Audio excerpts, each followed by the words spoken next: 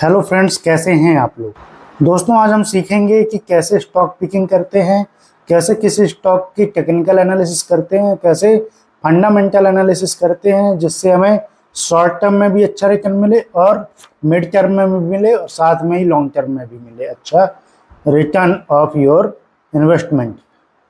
तो दोस्तों, अगर हम टेक्निकल की बात करें तो टेक्निकल में ज़्यादा कुछ है नहीं।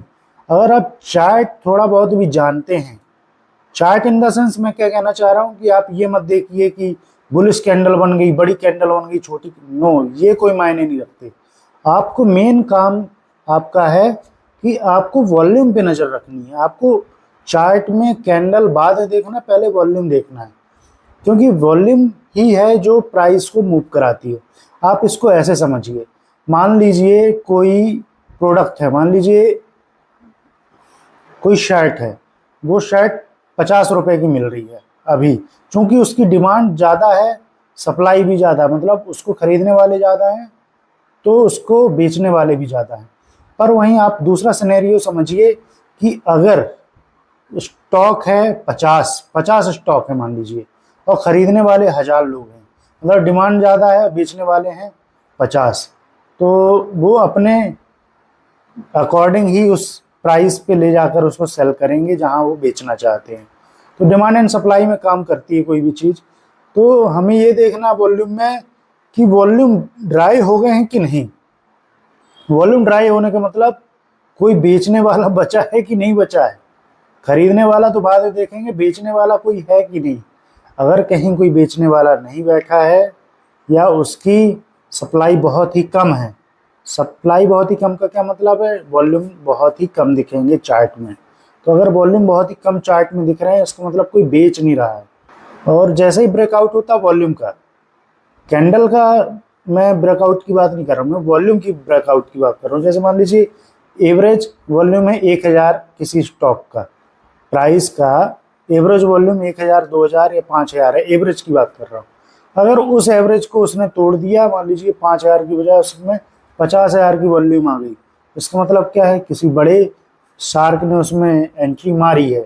अब कोई बड़ा शार्क एंट्री मारता है, इसका मतलब प्राइस मूवमेंट होना तय है, और प्राइस मूवमेंट रैपिडली मूव करेगा। ऐसा नहीं कि 1% 2%, रैपिडली 5% 10% इस प्रकार का मूव करेगा अगर स्मॉल कैप और मिड कैप की कंपनी है तो आज यही हम सीखेंगे। एक स्टॉक है, उस स्टॉक को चार्ट में हम देखेंगे, फिर उसके हम फंडामेंटल देखेंगे, उसके रिजल्ट अभी आएंगे, उसके अंदर क्या बदलाव हुए आप ये देखिए, और फिर देखिए प्राइस कैसे मूव होता है। आपको उसके फुटप्रिंट्स मिल जाएंगे कि प्राइस में बड़ा गेन कैसे लेते हैं, बड़ा प्रॉफिट कैसे बनाते हैं, ये आप सीखेंगे इस वीडियो में। तो आइए शुरू करते हैं। दोस्तों, चार्ट में सबसे पहले हमें एक चीज़ देखनी है, हमें देखनी है कंसोलिडेशन। कंसोलिडेशन का क्या मतलब होता है कि एक लक्ष्मण रेखा होती है, उस लक्ष्मण रेखा में ही वो स्टॉक फंसा रहता है। तो हमें सबसे पहले एक चीज़ देखनी है कि क्या किसी लक्ष्मण रेखा की बाउंड्री के अंदर कोई स्टॉक पनप रहा है या नहीं पनप रहा है। इसको हम कहते हैं दोस्तों कंसोलिडेशन। क्या कहते हैं? कंसोलिडेशन। ठीक, कंसोलिडेशन भी कहते हैं, या हम इसको एक्यूमुलेशन भी कहते हैं। एक्यूमुलेशन मतलब कोई बड़ा पार्टी जो है उस पर अपने पैसे लगा रहा है, अपने दाव लगा रहा है, स्टॉक्स खरीद रहा है। तो सबसे पहले हमारी किसी भी चार्ट को स्टडी करने से पहले नज़र होनी चाहिए उसके एक्यूमुलेशन पीरियड में कि क्या वो इस एक्यूमुलेशन किया है उस स्टॉक ने। जितना ज़्यादा एक्यूमुलेशन होगा उतना ही ज़्यादा उसके अंदर पावर एब्जॉर्ब होगी ऊपर की ओर स्काई रॉकेट होने के लिए। आप किसी स्प्रिंग को दबाइए, आप जितना ज़ोर से दबाएंगे उतनी ही ज़ोर से वो उछलेगा। सेम काम होता है स्टॉक में, जितना ज़्यादा एक्यूमुलेशन होता है उतनी ही तेज़ वो स्काई रॉकेट होता है वो स्टॉक। तो सबसे पहले हमने कंसोलिडेशन को समझ लिया कि कोई प्राइस मान लीजिए 50 रुपये से शुरू हुआ, 100 में जाके अटक गया, 50, 100, 60, 100, 60, 100, 70, 100, इस हिसाब से। ठीक है, फिर एक्यूमुलेशन वाला पीरियड हमने समझ लिया। अब दूसरा पीरियड होता है दोस्तों जिसमें स्टॉक उस एक्यूमुलेशन वाले पीरियड को, उसकी रेंज को तोड़ के भागना शुरू करता है। तो उसको हम कहते हैं दोस्तों एडवांसिंग फेज। कि अब वो स्टॉक एडवांसिंग करना शुरू कर दिया है। तीसरा होता है दोस्तों, जब उसमें डिसेंट प्रॉफिट हो जाता है तो जो बड़े हाथ होते हैं वो उसमें से अपने पैसे निकालना शुरू कर देते हैं। तो पैसे जब वो निकालेंगे तो एक हाई बनेगा, फिर नीचे आएगा, फिर दूसरा जो हाई बनेगा ना वो उससे नीचे का बनेगा, फिर तीसरा हाई, मतलब लोअर हाइज बनना शुरू हो जाते हैं। तो ये हो जाता है, ये कौन सा फेज़ हो जाता है, ये हो जाता है डिस्ट्रीब्यूशन फेज़। और चौथा हो जाता है जब इसमें स्टॉक की प्राइस में डिक्लाइन होना शुरू हो जाता है। ये ऐसे जब डिक्लाइन होना शुरू हो जाएगा तो उसको हम कहते हैं चौथा फेज या डिक्लाइनिंग फेज। ठीक है, तो ये 4 फेजेस होते हैं किसी भी स्टॉक के। हमारे अंदर सिर्फ 4 कॉन्सेप्ट रहने चाहिए किसी भी स्टॉक की प्राइस मूवमेंट को लेकर। अब मेजर हमारा ध्यान होगा कि हम स्टेज 1 में हैं या स्टेज 2 में हैं या स्टेज 3 में हैं या हम डिक्लाइनिंग फेज में हैं। ठीक है, तो सबसे पहला हमारा काम है स्टेज 2 को फाइंड आउट करना। स्टेज 2 क्या मैंने बताया है कि एडवांसिंग होगा वो स्टॉक। एडवांसिंग मतलब ऊपर की ओर जाएगा। तो ये हम एक एग्जांपल के माध्यम से समझते हैं, ऊषा मार्ट के माध्यम से समझते हैं। तो ये है ऊषा मार्ट का चार्ट। अब आप ये देखिए दोस्तों, इस रेंज में ये डेली चार्ट है ऊषा मार्ट का। इस रेंज से स्टॉक आता है इधर, फिर इधर आता है, फिर इधर आता है, फिर इसी रेंज में आता है, हल्का सा ऊपर जाता है, फिर नीचे आ जाता है, फिर ऊपर जा रहा है, फिर नीचे आया। पर अब ये लौटना बहुत जल्दी लौटना शुरू कर दिया। मतलब अभी तक तो वो पूरी स्ट्रेंथ ले रहा था नीचे तक आने में ये, पर अब की बार इसको अगर मैं जूम करूं, अब की बार ये इस एरिया से यहाँ तक आया है पर जल्दी ही लौट गया। पहला साइन तो हमें ये मिल गया। दूसरा साइन हमारा जो सबसे major part of the learning है हमारी, वो है वॉल्यूम चार्ट। वॉल्यूम चार्ट अगर हम देखें तो आसपास की वॉल्यूम कैंडल्स में से ये वाली जो बड़ी कैंडल है, ये वाली जो बड़ी कैंडल है, इस पर हमारा मेजर फोकस होना चाहिए। इसका मतलब ये है कि कोई बड़ी फेस की एंट्री हुई है यहाँ पर। अब इसका मतलब कोई बड़ा प्लेयर इसमें घुस गया। अब हम कब एंट्री बनाएंगे? अब हम एंट्री बनाएंगे जब ये इसके बाद वॉल्यूम हो जाए डेड वॉल्यूम का मतलब क्या होता है? जैसे आप ये देखिए, यहाँ पर ये बड़ा वॉल्यूम बनने के बाद ये पूरे वॉल्यूम आपको दिख रहे हैं क्या? नहीं दिख रहे, बहुत ही छोटे छोटे दिख रहे हैं। परंतु ये जो इतने छोटे छोटे वॉल्यूम दिख रहे हैं यहाँ पे, इनसे बड़ा एक वॉल्यूम यहाँ पर अपन को मिल रहा है। ये हल्का बड़ा है पर बड़ा है।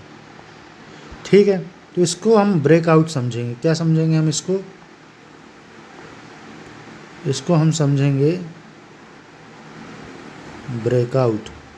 तो ये इस कैंडल में ब्रेकआउट मिला है, इस कैंडल में ब्रेकआउट मिला है। तो इसका मतलब ये हुआ कि यहीं से हमारी एंट्री। और आप ये देखिए कि इसके बाद और कितना टाइट हो गया, एक ही रेंज में, कहीं हिल ही नहीं रहा है प्राइस। इसका मतलब होता है जब बहुत ही ज़्यादा टाइट कंसोलिडेशन हो जाए तो मतलब स्प्रिंग ने अपने आप को दबा लिया है, बहुत ही ज़्यादा उसके अंदर कंप्रेशन हो गया है। जब कंप्रेशन होता है तो फिर कॉन्ट्रैक्शन भी होता है। अब ये कंप्रेस हो गया है ये प्राइस। अब आपको बहुत ही जल्द अभी प्राइस देखने को मिल रहा है कितना, 428 प्राइस देखने को मिल रहा है। बहुत ही जल्द ये आपको 500 देखने को मिलेगा, बहुत ही जल्द।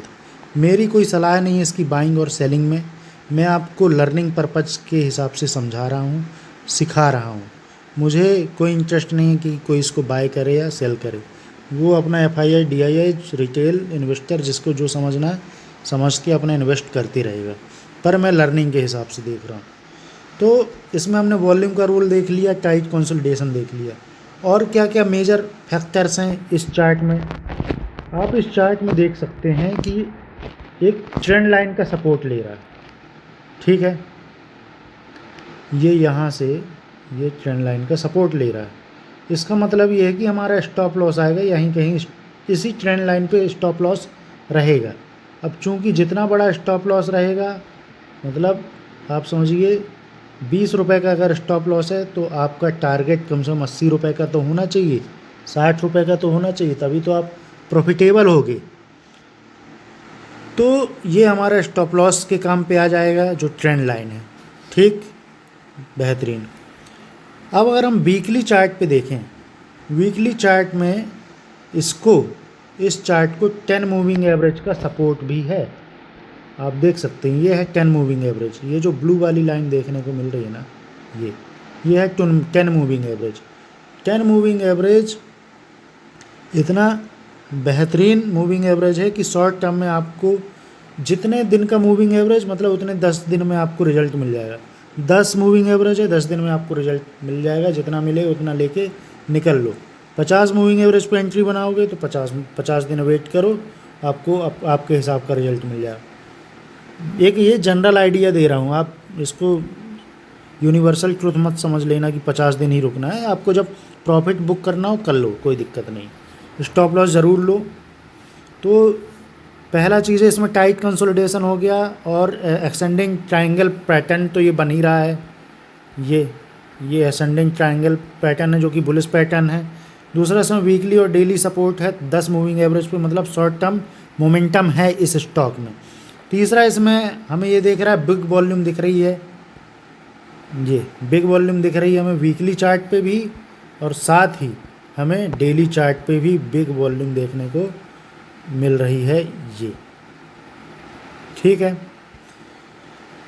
चौथा, ये अपने ऑल टाइम हाई के पास भी है दोस्तों।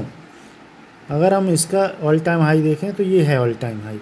ऑल टाइम हाई से कितना ही दूर है ये, ऑल टाइम हाई से 20-22 रुपये दूर है, तो ये अपने ऑल टाइम हाई के नज़दीक है। तो ये हो गई टेक्निकल चीज़ें to discuss, these are the technical things to discuss about this stock. अब इसके बाद हम चलते हैं इसके फंडामेंटल की तरफ कि इसके फंडामेंटल क्या बोलते हैं। चलिए, बेहतरीन लर्निंग दूंगा, आपको मज़ा ना आए तो आप वीडियो अनलाइक करके चले जाना, कोई दिक्कत नहीं है।